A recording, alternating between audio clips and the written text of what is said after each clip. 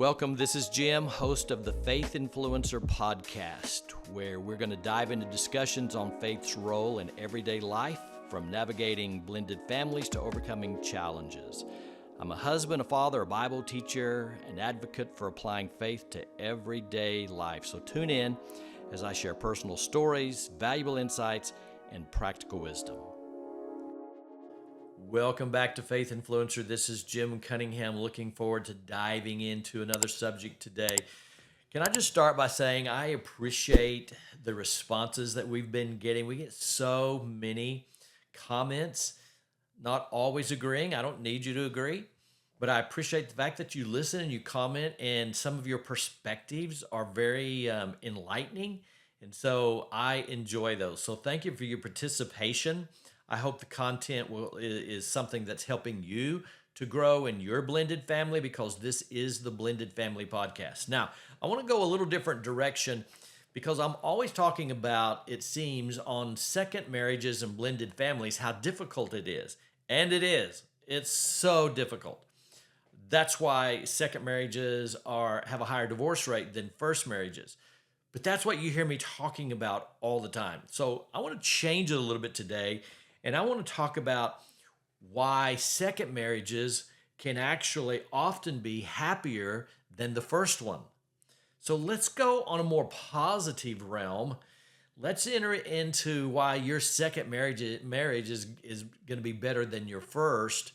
And let's cover all the areas that deal with that. So now, not everything I say is going to be just that nice and simple. In a few minutes, I'm going to say a few things to you that's going to be a little controversial, might hurt someone's feelings, but stick with me and let's walk through this. So let me give the obvious ones at first. Why is it that second marriages can be happier than first marriages? Let me start with the most obvious, is because you have more experience than you did in your past relationship. You learn all of these lessons, and I'm hoping you've learned lessons. I'm hoping that when we go through a difficult time in a divorce, that we've learned the lessons that led to that in the first place. And by the way, can I just throw out there that everybody needs to learn the lessons? I've never talked with a couple that's been through a divorce that I would say was 100% one-sided. It's just never happened. There are two sides. Both sides need to learn lessons. Both sides need to make some changes. So that second marriage, you've had those experiences, and now they can help you avoid mistakes. Let me throw one other caveat in with that experience. Oftentimes in a first marriage, we have this idealism. We have this perfect picture of what this guy or what this girl is going to be and how she's going to act, and what marriage is going to be like, and what our relationship's going to be like, and there's not going to be any problems. We're never going to have any issues. Everything's great. And you have this idealism as to what a marriage is going to look like. But then here's what's going to happen. I promise you this is going to happen. Don't even comment on this one, because there's no room to comment. The person you marry is not perfect. It's just not going to work that way. They're not going to be this ideal, perfect person who meets all of your needs and never says anything that hurts you. It's not going to happen. No one's perfect. So the thought that you're going to marry someone and that they're going to be this idealistic person all through marriage is not reality. So in a second marriage, you're not looking for the perfect person. You know better. You know that's not going to happen. You're not looking for this perfect mate that looks just like this and is this height and makes this much money and does all of these things. You're not looking for that perfect person. There's more realism in second marriages than there are in first marriages. And sometimes in first marriages, you don't even think about that at all. You just marry someone you have a connection to. So, and we'll talk about that again in a moment. So you have experiences that you learn from. That's the most obvious why second marriages can be better. Let's go on. Improved communication skills. Why do I say that? Because one of the biggest downfalls of first marriages is that you don't have any experience in communicating.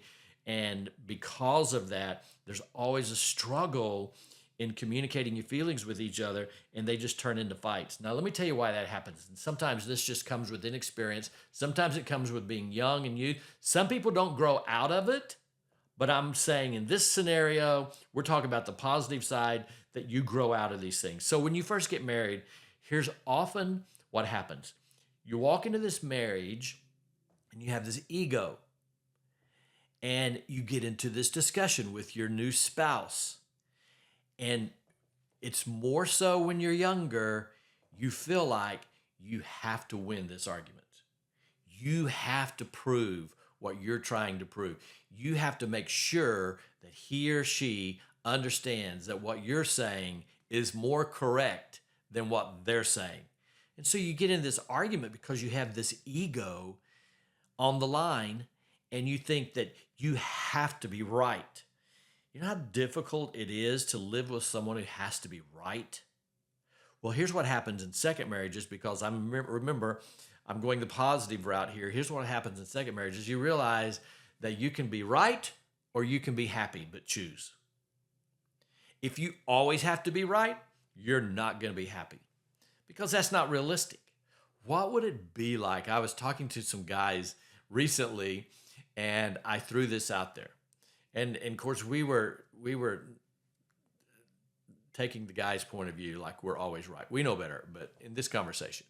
And I said to them, what would it be like if you and your wife was having a discussion and she felt like her points were so valid and so on point, and there wasn't any discussion, she was right, until it was your turn to speak. And they're all looking at me, and I said, so what would happen if you said to your wife, but honey, think about it this way. And then you give your explanation. And her response is, wow, I never thought of it like that. You know what? You're right. Well, I ask all of my guy friends, what would you do if that happened? And they all, of course, were smart aleck and said, I'd fall over dead if my wife ever said I was right. But in second marriages, I'm hoping that we mature to a point where our ego is not on the line. We're not trying to prove ourselves. We don't have to be better in what we're thinking or our ideas or our intelligence, that it's okay that if your spouse can be right. It's okay that you say, you know what, I haven't thought about it that way. I like what you're saying. I think you're right. Or it's okay to say, you know what, that's a new perspective. I need to think about that, rather than having to be right. Okay? So what I'm saying is that we have improved communication in a second marriage, and we don't always have to be right. It's okay that we disagree. It's okay that we see something differently. Sometimes I remember when I was first married that we would get into these discussions, and it wasn't enough that the other person decided not to argue about it anymore. Sometimes I felt like, I don't care if you don't want to talk about it, but I need you to say you see it my way. I need you to communicate that you see it well, that's immaturity. You've been in those kind of relationships where you felt like they just had to agree with you that you were right. So we're throwing all that out the window in a second marriage because we're more mature. By the way, if you're dating someone and you're getting ready to go into a second marriage, you better have lots of deep discussions to see what this person's going to be like when you actually have discussions. And if they're going to be one of those where they have to prove that they're right, or that you're always wrong, or that you can't have different ideas, then you better consider before you jump into that kind of marriage, because it's going to be just like the first time. You're going to have to prove that you're right, or they're going to have to prove that they're right. Get rid of all of that stuff. Better communication. So there's another reason why. All right, let's go to a third one. A third reason why second marriages can be way happier than first marriage, because we have clearer expectations. We have clear expectations. I want to give you an example, but let me say that I think as we get older, we have stronger foundations in our life. We can communicate our values more as we get older, And so in a second marriage, we have clearer expectations about who we are and what our values are. So here's a mistake that people make. So you'll to prove what my point to you. So here you are, you're dating this guy, and let's just say one of your values has been that you like to go to church, and you like your kids going to church, and you like worshiping the Lord, and you like Bible study, and those some values. So it's not even a thought in your life on Sunday. That's just what you do. Your family worships together. So now you find yourself dating this guy, and he doesn't go to church, and he says to you, "Well, I'll go to church with you." Now let me stop right there and say, do you see any possibility of a problem? Any? You should, because if it's not already a value of his and you think that you're going to make it his value, that often doesn't work out. Here's what oftentimes happens. So because he's dating you and he wants to be with you, he'll go to church with you. He'll go and sit through that. And so you're dating and you're going and you're thinking, this is wonderful. He's going to church with me. But you've never really communicated this value and why it's a value to you. And he's never communicated to you why he has accepted this value. As a matter of fact, if he were to be honest, oftentimes he'd just say, well, I'm just really going to be with you. Well, that's not a value, you understand.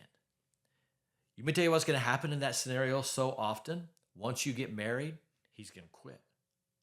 Once you get married, he's going to quit going because now he has you and he doesn't need to do that any longer.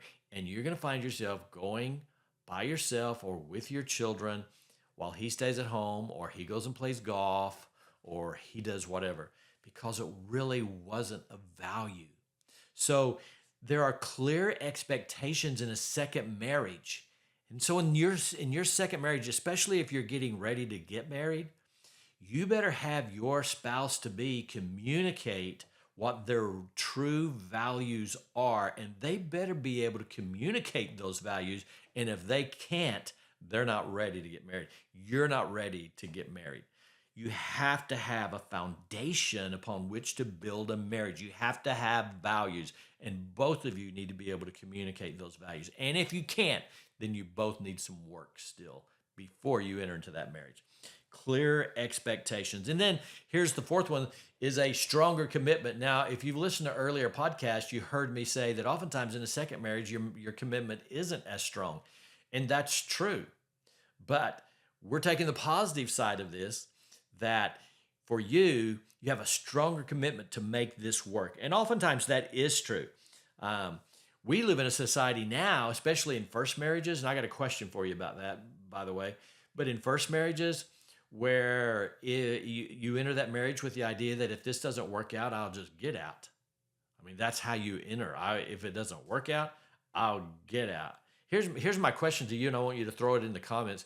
Do you think that's more prevalent, that idea, if it doesn't work out, I'll get out? Do you think that's more prevalent in first marriages or second marriages? So this is for those of you who've been married a second time. Is that idea more first marriage or second marriage? I personally think it's more first marriage, but I'd like to hear your comment on it. So there is a deeper understanding of commitment, so that makes second marriages happy. Let me keep going because I want to get something real quick here. Personal growth is another reason why. Over time, we should be growing personally. Can I throw a word at you and you write this word down and make it one of your vocabulary words? Intentionality. Intentionality. You're never going to arrive somewhere by accident. You're never going to drift to a destination that you want to go to. There has to be intentionality. There has to be purpose. You're going a direction on purpose. That's the way it is with personal growth. You're never going to grow personally by accident. You're going to grow personally in your spiritual life, in your maturity, in your mind, in your beliefs. You're going to grow there by intention and by intention only. So second marriages, we're not only more mature, but we're more intentional about personal growth. Here's the next one. I'm not going to spend any time here. It's blended families. Oftentimes when you enter a second marriage, you hate what your children have gone through with this divorce, and so you are more dead set that you're never going to put them through this again, that they're never going to go through this again. And so your blended family can be even stronger because you want your children to have what a real marriage and family is supposed to look like. Let's go to the next one. Shared values. Um, Take time to reflect on that. We've touched on that. Here's the next one. And this is where I want to talk about. I want to hang out here for a few minutes, and I'm really going to be interested in what your response is going to be. And it's greater stability. Greater stability. And here's what I mean by greater stability. Sometimes in a second marriage, there's more stability, not just emotionally, financially, because usually when you're older, you have better salaries, better income, better jobs, and so there's greater stability, which takes some stress off of your plate, which helps marriages. But here's my question for you: we live in a society today where it's become very prevalent that women marry older men. I'm grateful for that. I'm older than my wife, but it's become prevalent that women marry older men. Now, anything wrong with that? Absolutely not. But what do you think about the idea that a woman is looking for an older man because he's going to bring her stability? Okay, well, one, every woman wants stability. So that's a given, and you deserve that. Every woman wants stability. She wants to marry a man who's stable, whose life stable, whose income stable, and she can have stability in a relationship. Nothing wrong with that. That's not what I'm talking about. I'm talking about these women who are 25 and they're marrying 60-year-old men. You see it all the time. Why are they marrying that 60-year-old man? I'm somewhat suspicious of that, by the way, and they call it stability. Is it stability? Is there a difference between marrying someone who's way older because you want stability, or is it because you want someone to take care of you? And is there a difference between stability and marrying someone to take care of you? Is there a difference between those two? I tend to think so. Uh, this trend is where single men can go all over the world and find a young, attractive woman who, because he has money or because he lives in America, that they will marry him and their family will celebrate it and they'll move off to America. And here's this old man with this young woman. And so if that's you, I told you earlier that I might hurt your feelings. I'm not trying to hurt your feelings, but I think that many women are looking for more than stability. They're looking for some guy who has a good income. She can do and have what she wants, and she calls it stability. Where I call it is almost you're looking for a father figure who takes care of you. What do you think about that? I'll be curious to hear your responses. And then let me start wrapping this up by saying stronger intimacy in a second marriage. You can have stronger intimacy because you have, for all the reasons above, you have a deeper emotional connection in a second marriage. Remember, you communicate better, you've had personal growth, you have a stronger foundation, so you can have a deeper communication with this second spouse. And because you have a deeper communication, you have a deeper emotional connection. Guess what that leads to? That leads to a stronger physical intimacy. So yes, second marriages can absolutely be happier than the first. Here's the last thing I want to say. I find this in my own life. Tell me about you.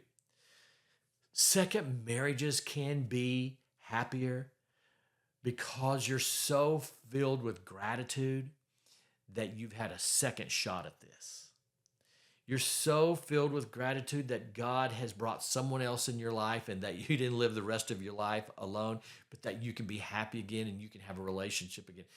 I know that I've been married now, divorced and married. You've heard me say this before. We're 15 years in now. We not only have kids between us, or his and hers, but we have a son between us. We share together. We're 15 years in. And when I step back and I look at that, I'm so grateful to God that I have this deep, solid relationship that I wasn't done with after going through divorce, which I felt like I was in the beginning. That God didn't just take me and put me on a shelf and say that's it. No, that I could have a second chance, and we find ourselves so thankful and filled with gratitude that we had a second chance. I want that to be your attitude. I want you to have an attitude of gratitude that you have a second chance. And we're going to make the absolute best. It's never going to be perfect. There's going to be some issues that come with it, but we're so filled with gratitude that we have another chance. I want that to be your attitude. So, those are the reasons why second marriages can be happier. Thank you, as always, for joining us. I appreciate you becoming a part of this. Don't forget to go and like what we're doing. Share your comments. I love, love, love, and I respond to the comments as well. So this is Jim Cunningham with Faith Influencer. I look forward to next time.